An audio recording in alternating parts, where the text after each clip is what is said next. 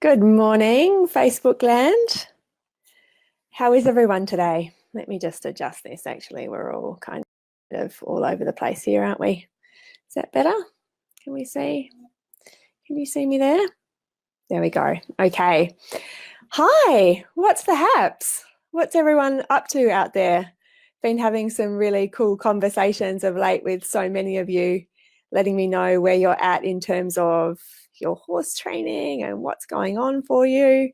Been having some great chats in Joyride as well, and lots of really awesome breakthroughs happening and people doing all sorts of really cool things. So what the purpose of today's Facebook Live session is talking about the application of the aids. Let me just adjust this a little bit. And really, the motivation for this is to start to have a conversation about the subtlest form of communication that we can develop with our horse. And of course, that begins well before any physical contact that we might have. That begins well before we initiate any type of instruction or aid in a very physical or bodily sense. And really, that is the point of power that we have to create a connection that really transcends transcends so many different levels. Hi, Cindy. Oh, wow, you really are. Yeah, for those of you in the States, I know there is a whole lot of weather action happening at the moment, sending you solidarity over there. Hi, Celeste. Lovely to see your name pop up. So cool. Well, we are coming into the end of summer now, so end of February for us, so Southern Hemispherians. And yeah, definitely noticed a change in light in the mornings and in the evening, which makes me feel slightly sad. But I know those of you who've been enduring winter for this long really deserve the change. So let's launch straight into it. There's a few things that I want to discuss, and hi, Kate, and it really follows the progression of the blog that I wrote last week, I think, which really outlined how it is I see an aid being applied. And that starts with your intention. It really starts with you being able to create a mental and emotional blueprint, which is what I see intention as essentially yielding, for what it is you want to create in the physical. The ramifications of this are really wide-ranging because although some of you might think this sounds all a bit woo, many of you will already be practicing this in a very tangible way. And on a physical level, when we create a mental movie or a mental impression, when we add enough sensory detail to that, so we have an idea of the visual and we're able to really connect to that in a very clear way. We have a feeling about what it is we're wanting to emulate or wanting to produce, and we sensualize the picture. We bring in all of these different elements which allow it to feel very felt, allow it to feel very real to our unconscious mind. And as a consequence of that, we are firing off all of these neural pathways, which really create physical responses as well.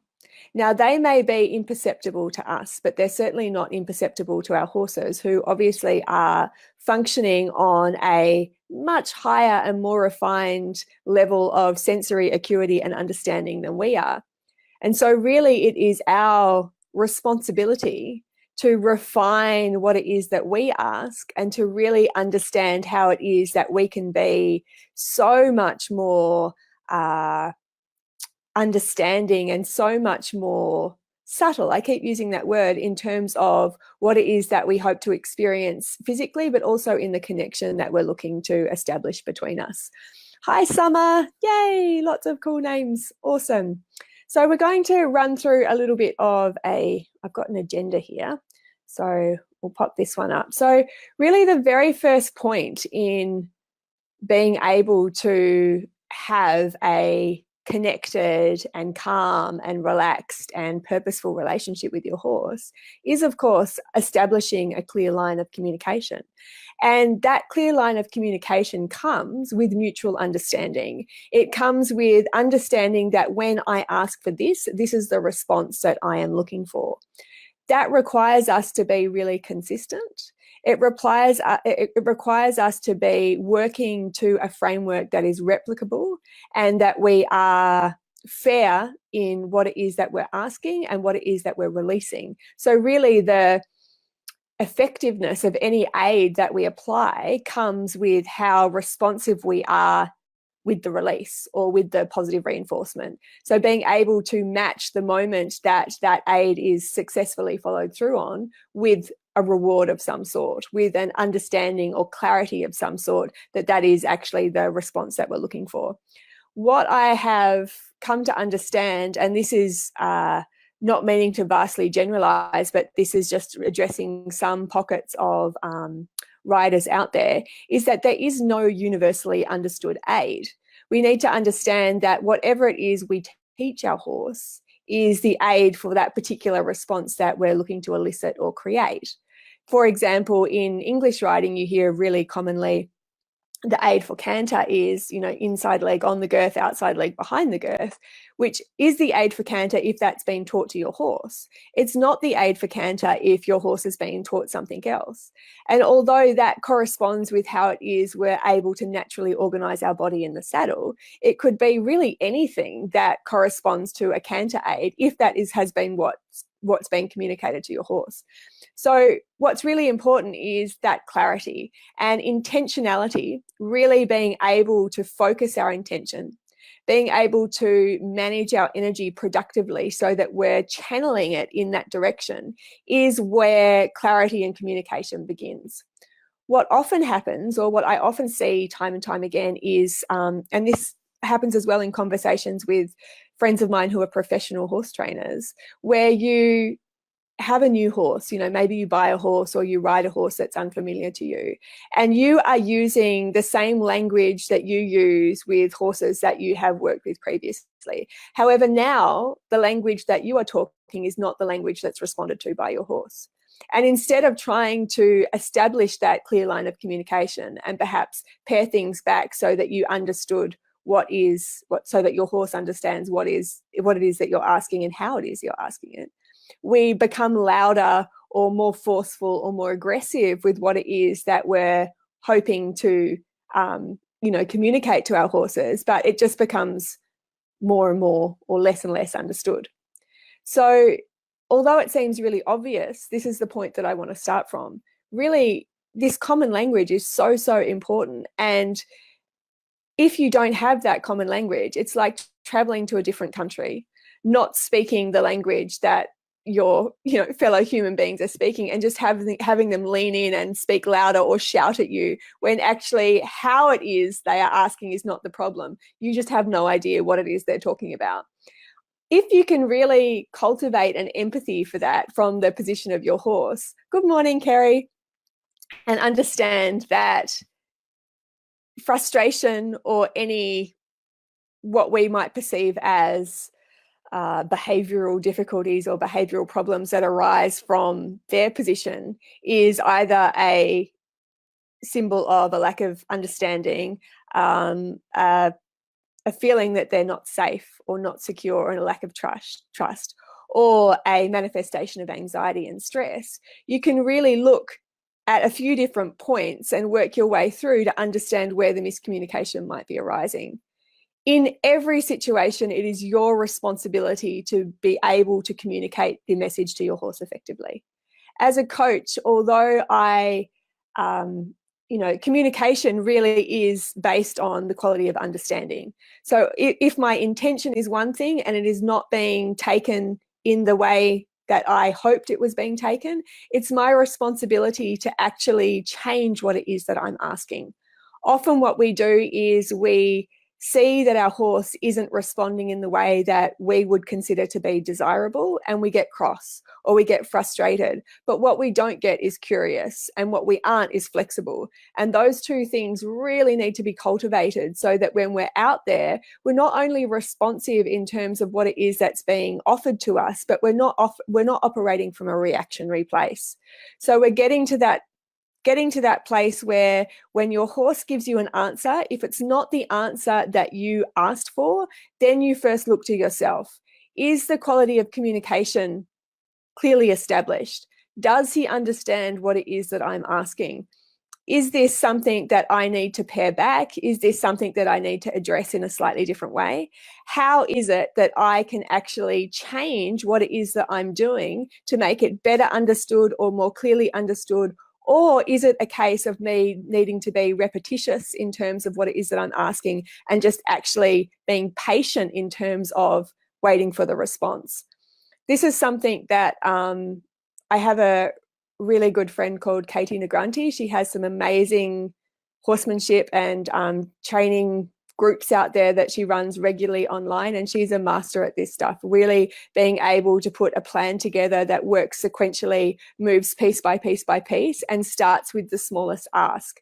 She's really inspiring in terms of working to the alphabet, you know, so making sure that your horse first understands A and then AB and then ABC, and not racing through too fast. Really, time and patience are two things that are non-negotiable when it comes to horsemanship training.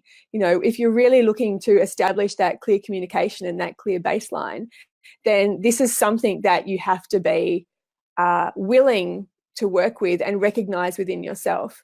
If you're willing to understand those little triggers of stress, those signals of stress that come up in the first instance that signify either a lack of communication or are symbolic of the fact that you've gone too far in the moment, then you're able to iron out so many problems that manifest into much bigger things further down the line. It's a whole other topic, but there's some really great articles out there. And one of the ways of understanding that in scientific talk is called trigger stacking. So basically, if your horse is repeatedly exposed to stresses, so things which might spike their anxiety, it gets to a point where the stress load reaches an unquantifiable or unmanageable state or level, and that's where we really have problems. Nothing ever is out of the blue. If you feel like your horse has done something out of the blue, it's very unlikely, unless we're in a situation where, like, say, Russia's attacked, you know, where something really does happen which is totally random and totally unexpected, and those things can't really be counteracted or trained for or allowed for, if you like. But in many situations, when we've got to stages where there is a clear behavioral problem with either ourselves or with our horses, it is demonstrative many, many times, most times, of us being unable to read the anxiety or stress signals that happen much earlier down the piece. And if you can get yourself into a situation where you have a pair of eyes on side who can tell you what those stress triggers look like, and they might be very subtle, like a slight lifting of the back or a different look in the eye or a fixedness of expression, ears, eyes, gaze, those things are really important to understand if you're really wanting to have a relaxed experience with your horse. And although this particular topic in some ways feels a little bit outside of the territory of what it is that normally I discuss and talk about, it's so important to being able to establish confidence and being able to really get yourself to a place where you have a beautiful partnership going on, because understanding horse psychology and understanding the elements that it takes to really create a happy horse and a happy partnership are fundamental. To me, really, that understanding of horse psychology is not an optional extra if you want to be a good horse person. You know, that's necessary in order to be able to really create a strong and happy partnership. And so involving yourself in that kind of work and reading and study is an ongoing fascination and an ongoing, necessity, I think, when it comes to making the transition between just being a rider and being a horseman or being a horse person. So the next stage that we want to get onto is to really establish intention. Intention is a word that is bandied around quite a lot, and I think there is some confusion, I guess, about what it actually means. Like when we talk about energy, when we talk about intention, like they're all very ambiguous topics, and they are defined in different ways by different people.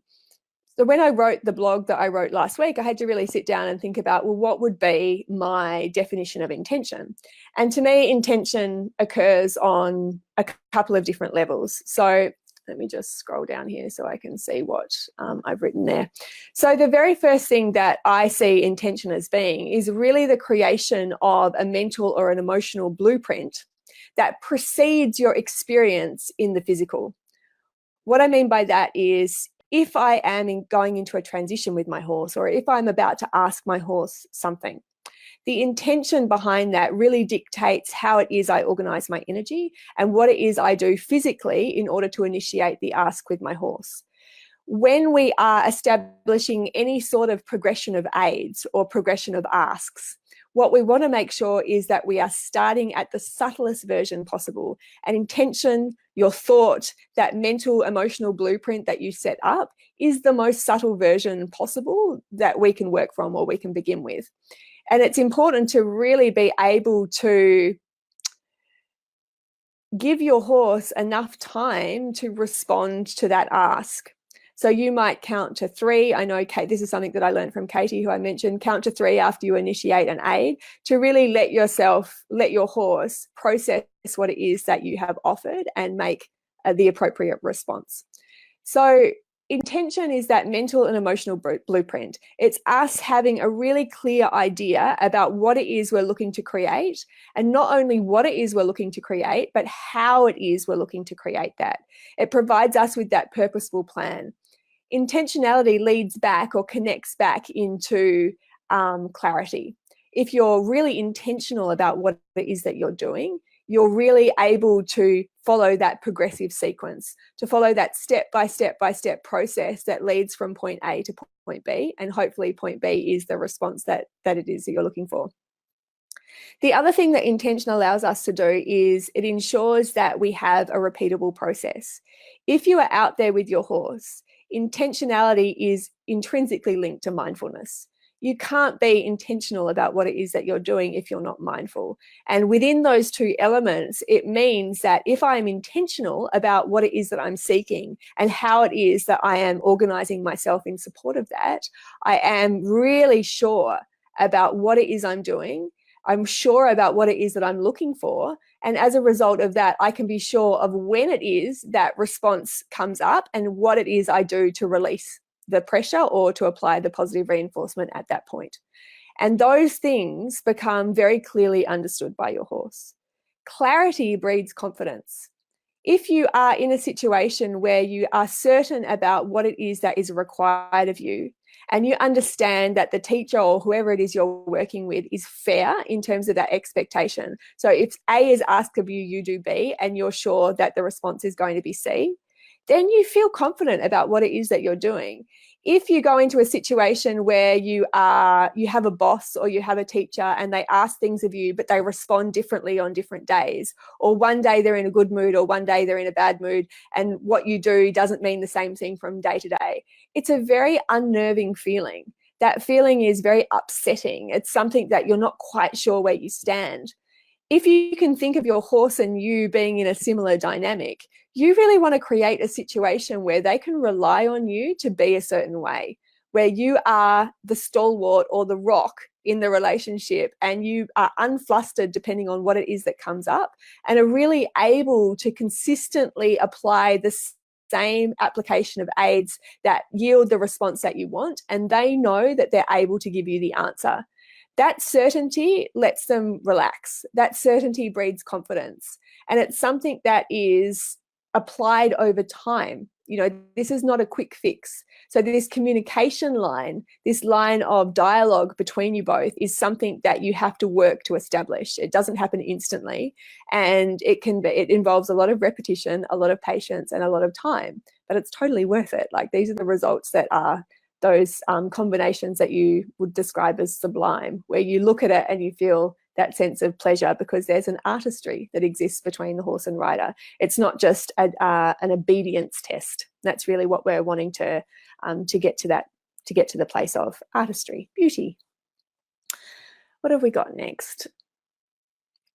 So the next part of intention, so we've just established that intention really is that emotional or mental blueprint. So it's the preceding, the first line of communication that we send out to our horse. And what it also does, this is what I play with when I'm riding or when I'm on the ground.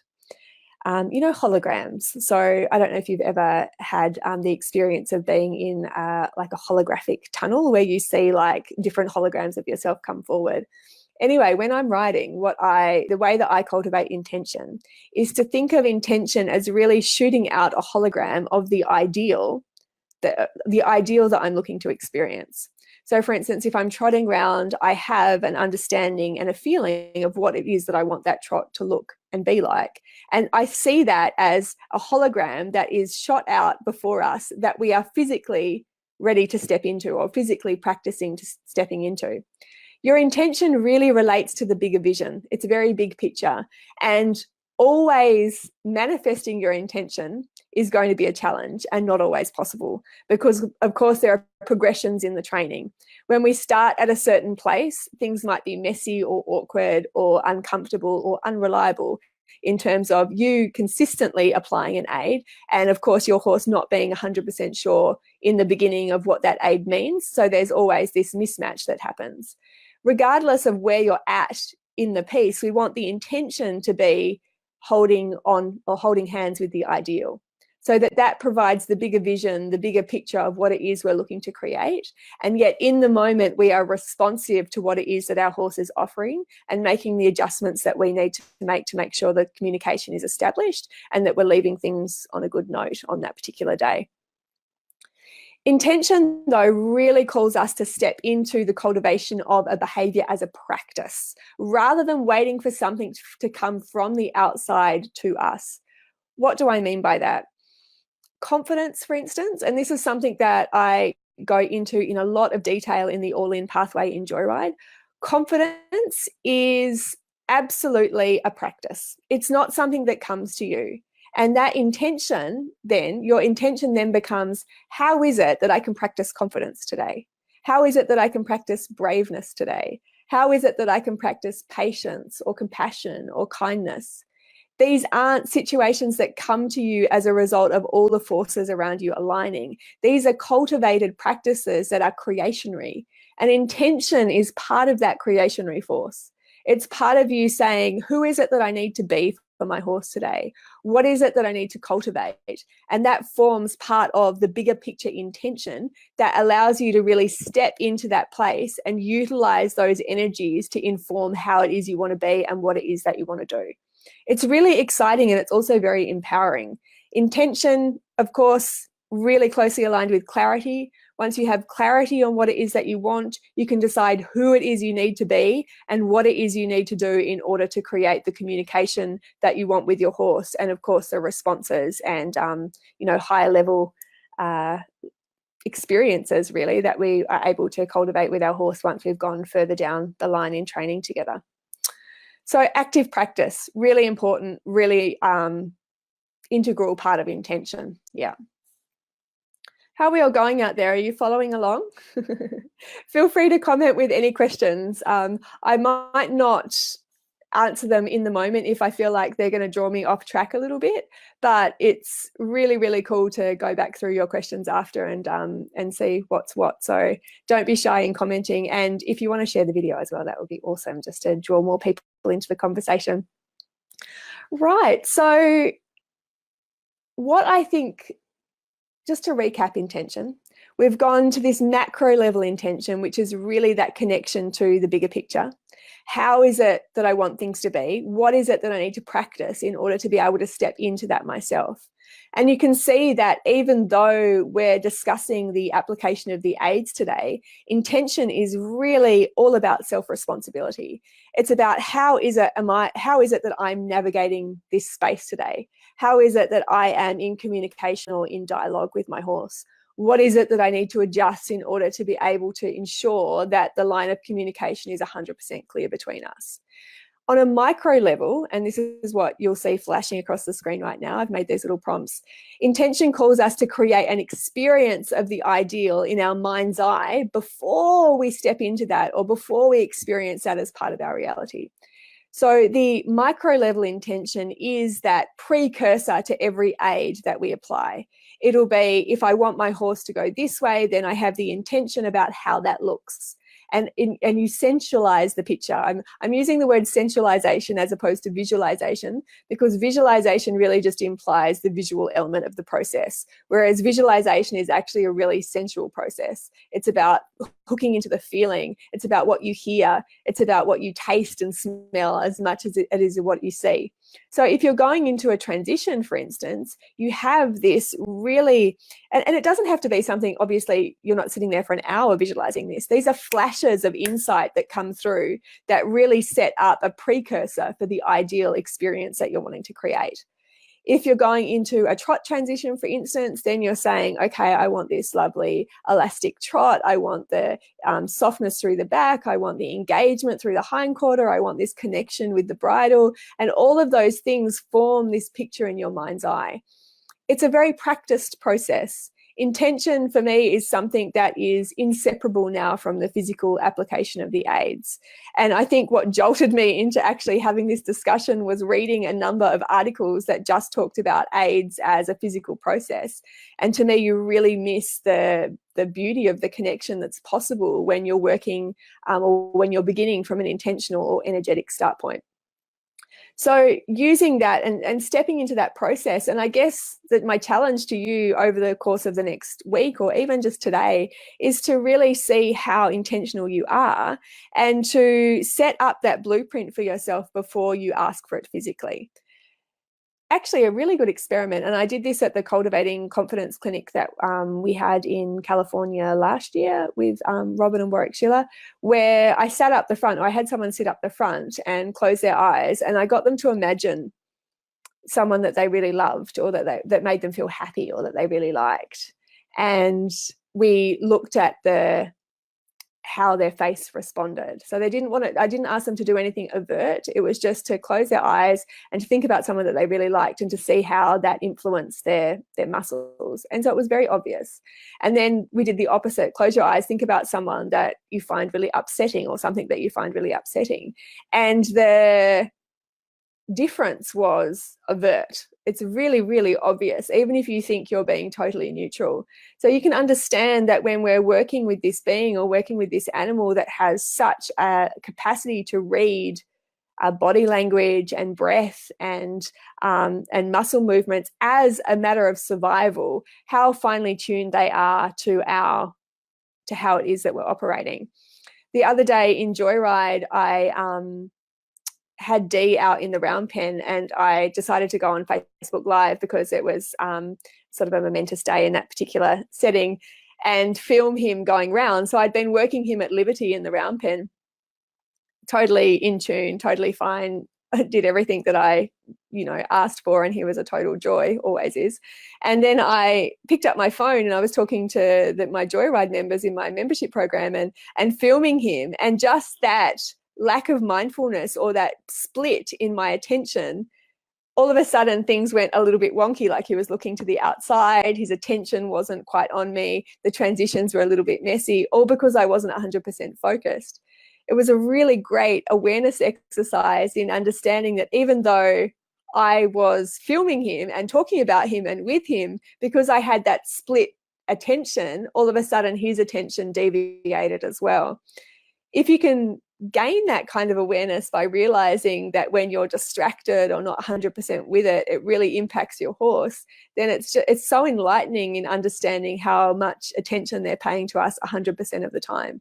We're always communicating whether we realize it or not. So this stepping into being able to finely tune that process is such a fantastic thing to get into. And I think that all of us need to be really much more aware of how it is and what it is that we're projecting in every moment, basically. So stepping into the practice, really understanding that intention calls us to really create that blueprint, that visualization, really understanding what is it I want to create, and not only what, how is it that I want that to feel? What does that look like? What would I hear in that moment? So getting into the practice of really setting that up on a micro level for you.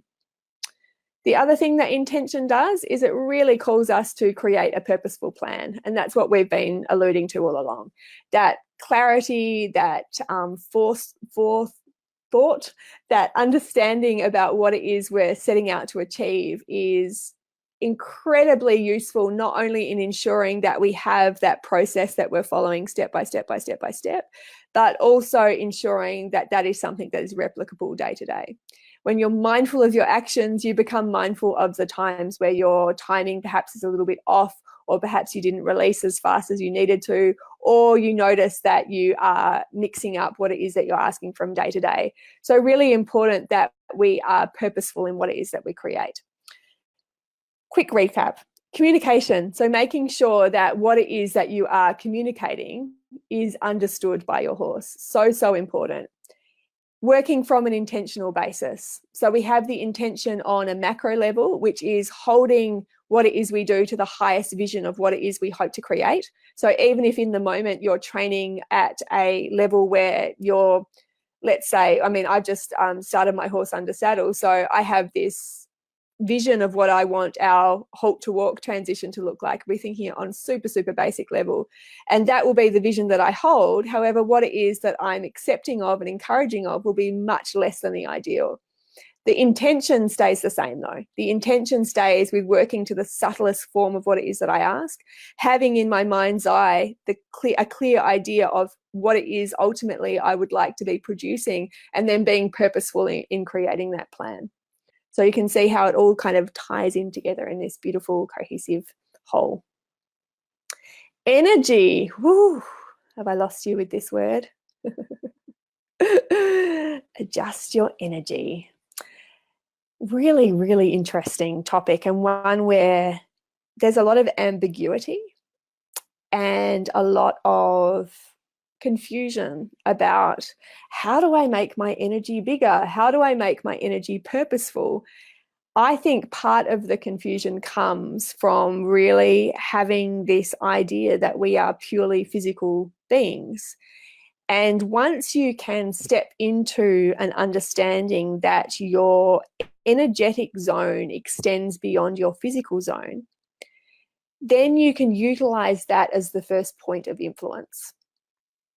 If you're going, oh, this is getting a little bit much for me, bear with me. We all have this energetic comfort zone, and it will be very clear to you the moment someone breaches it. Basically, if you can think of it as your comfort zone, if you are intimate with someone, if you're really close with someone, then you have a much smaller energetic or emotional comfort zone. You know, like your child might come and sit on your lap, they might hang all over you, they might kiss your face at any which way at any time of the day, and that's completely fine because there is really no barrier or no zone between you both.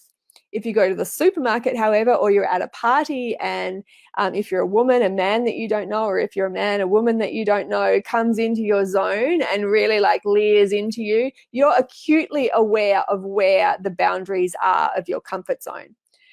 So that really is your energetic area.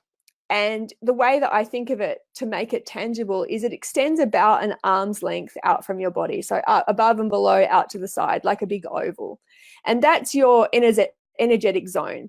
Most of us don't take up all of the space that is owed to us. Most of us make ourselves smaller. You know, we aren't expansive. We aren't creationary in terms of really occupying that space and working from that space. And the way that we work from that space in energetic terms is really to mobilize our energy in support of our intention. That comes with gaze, that comes with posture, and it comes with breath. If you can think of your own energetic comfort zone existing to that point, your horse also has a comfort zone, an energetic comfort zone. And when you become aware of the signals that they give off that indicate stress or anxiety or apprehension, you'll also be aware of when it is you physically enter that space.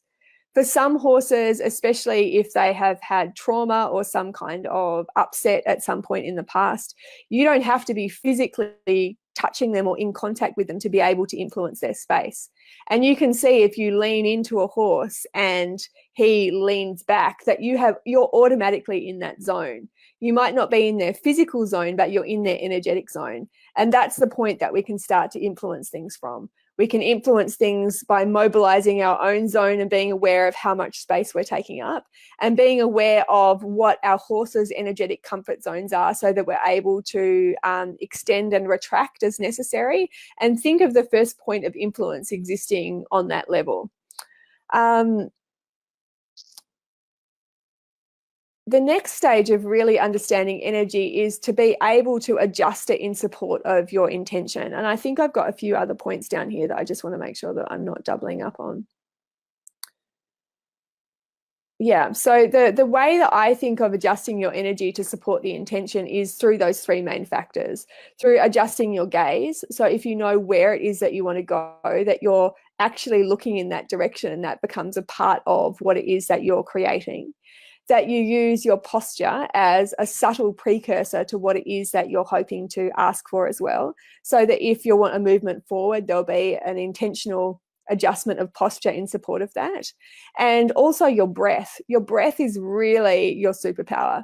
I think loads of us, because we all breathe, kind of take it for granted, but there is so many ways to adjust and play with the breath that really assist what it is that you're wanting to create. I think that you're able, if you can get yourself to a level of refinement and communication with your horse, I think you're able to really assist and initiate transitions with the breath. But it has to form a part of that sequence that you ask for when you're in the stages of teaching what it is that you want.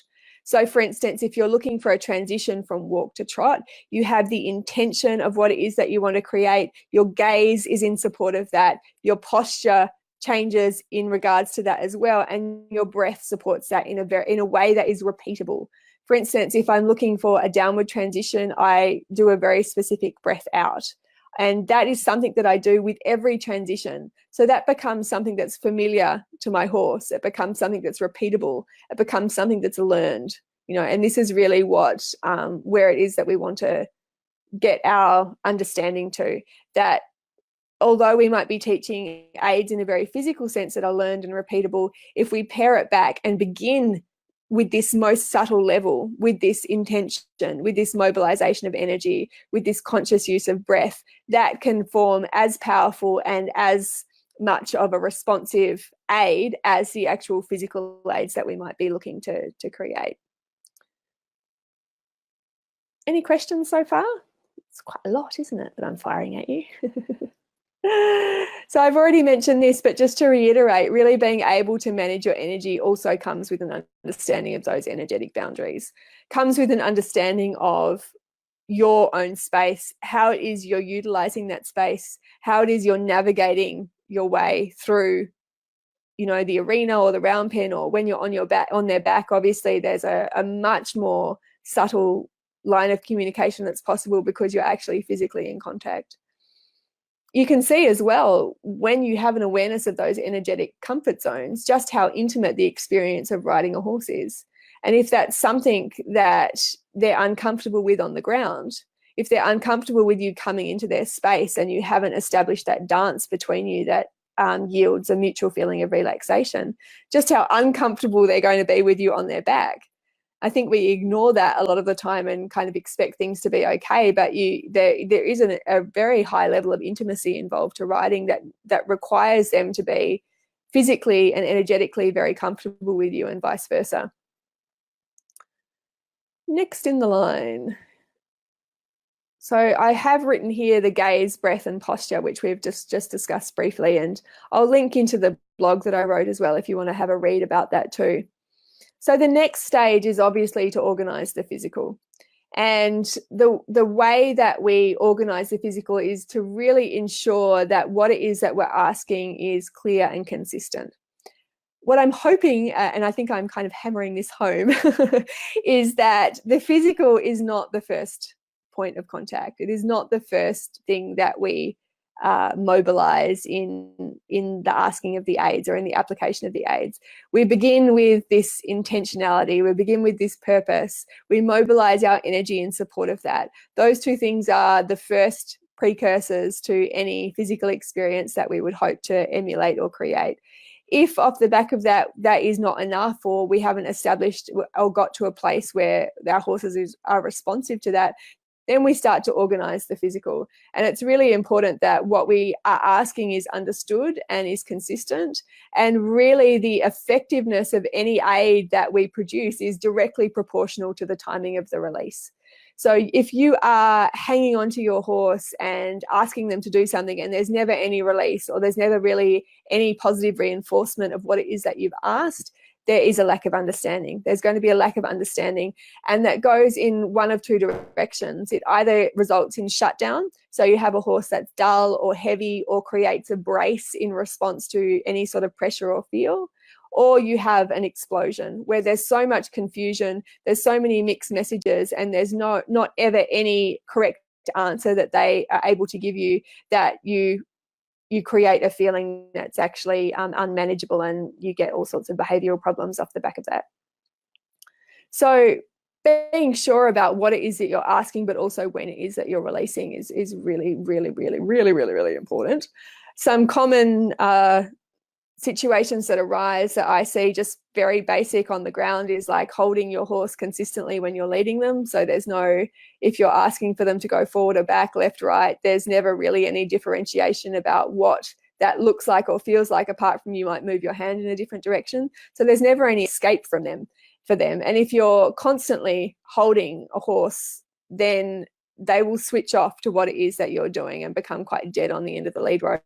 That then can correspond to being dead to the contact as well, because that same level of consistently applied pressure with no release is,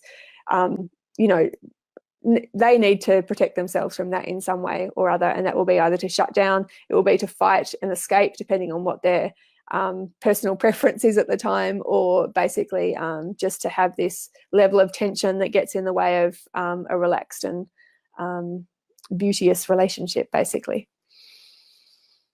So the other thing that's really important to highlight again with physical aids is your horse will only understand an aid that they've been taught or that you've taught them. And if you are in a new relationship with your horse, you need to make sure that you have a common dialogue, a common language. It's not enough to be able to think that an aid that you've established with your old horse is directly transferable to your new horse. It just doesn't work like that. It's like speaking two different languages. So the responsibility lies with you in every moment to understand what the aids mean and how you can apply them in a way that is directly understood by your horse, and to make sure that you're always allowing timing of the build up, so that when you apply an aid, there is a space that allows for the answer to come. You know, when you're asked a question and then if you don't do it straight away, or you're given a command, which I guess is what an aid is in some ways, and then the person doesn't give you any time to respond, and you're like, well, I was doing it, but you just didn't even give me a chance. I think we do that a lot with our horses. We don't give them a chance to respond. So timing, patience, being in the moment and really grounding yourself to allow that space to open up, that your horse can actually make a mistake or give you the right answer, is really, really vital to the training process. And the last thing, really important, Thanksgiving, gratitude and thanks. I think this is a really important part of partnership and connection, and one that perhaps we miss off. But it's like the closing chapter of any successful relationship or any point of establishing intention. Horse riding, horse engagement, anything we do with horses is a miracle. It's a miracle. And I think that if you're not mindful of that, if you don't go into the relationship or into the interaction with the feeling of how lucky am I, then we need to press reset, because that sense of entitlement is something that we tend to cultivate as humans. Just because we're used to it, just because it's normalized, just because many of us ride and interact with horses, doesn't mean it is such a privilege. It is such a privilege to ride. It is such a privilege that they actually allow us to do what it is that we do with them, and which is essentially all for motivated by our own wants and desires. I'm sure that they would love to be grazing in the paddock or doing something else. So it really is important to understand that you are the one that needs to be thankful. You are the one that needs to be responsible for the health and happiness of your horse. And if you are sending out mixed messages, if you are confusing the line of communication, it is a miserable place to be on the receiving end. So make sure that you put these into practice. It doesn't mean that you have to be perfect, but if your intention is to really constantly be cultivating gratitude and thankfulness, it creates a totally different atmosphere. It really does. If you can ask and be like, no, that's not the right answer. Yes, that is the right answer. Oh, thank you so much. That's amazing. It doesn't have to be this effusive thank you for every aid that you apply, but just this feeling of gratitude that is the overwhelming framework, or the aura, if you think of it like that, the aura that you're operating in, the space, the atmosphere, that's the word, the atmosphere that you're operating from, one of gratitude and thanks. And that will serve you as much as it will serve your horse. It's so important to get into that space of feeling grateful and really recognizing the miracle that it is that we're able to get out there and do what it is that we do with our amazing horses.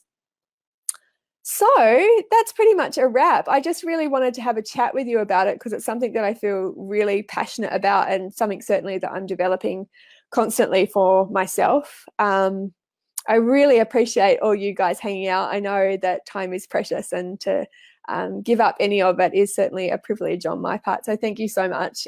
If you've got any questions, I will be running through them later on, and or just after actually, and going over them. And also, if you've got any other topics that you want me to discuss or we could all chat about on similar sessions like this, I'm so happy to do that. So feel free to fire through any questions. The other thing, for those of you that are keen, at the moment, my membership program has an offer going that is ending tomorrow. You can join and get your first month for $20. And I'm not going to be doing it again. I've decided that the whole special offer thing is not something I'm going to keep going with. So that ends tomorrow. This and many other things are some of the topics we touch on in Joyride, and it really is, I think, a vital part of getting your head in the right space to be able to do the things that I'm talking about, to cultivate this kind of energy and to be intentional with our horses. So thank you. Thank you, everyone. And today, just play with it. Like, see what comes up for you. See how mindful or unmindful you are. See how you can create intention and really cultivate that. See how you can visualize or sensualize your way into a transition. Play with how subtle you can be. Play with how subtle you can be and see what results that yields. Fabulous. Well, have an incredible day, and I'm looking forward to catching up on your comments and reading the latest and greatest, and I'll see you on the flip side. Bye, guys.